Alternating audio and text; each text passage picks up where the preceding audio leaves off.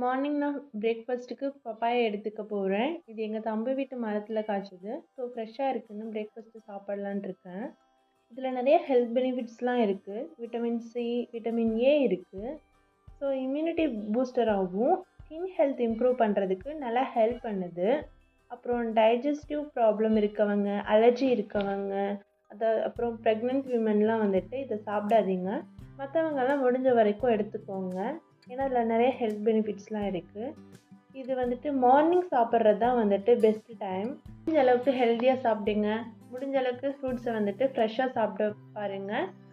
நான் இதை நார்மலாக கட் பண்ணி சாப்பிடுவேன். நீங்கள் எப்படி சாப்பிடுவீங்க? லைம் ஆட் பண்ணி சாப்பிடுவீங்களா, இல்லை ஜூஸாக குடிப்பீங்களா? எப்படி சாப்பிட்டா உங்களுக்கு பிடிக்குன்றதை வந்துட்டு மறக்காமல் கமெண்ட் செக்ஷனில் சொல்லுங்கள். Thank you for watching, guys. So please subscribe our channel, like and share with your friends. Stay healthy and be happy.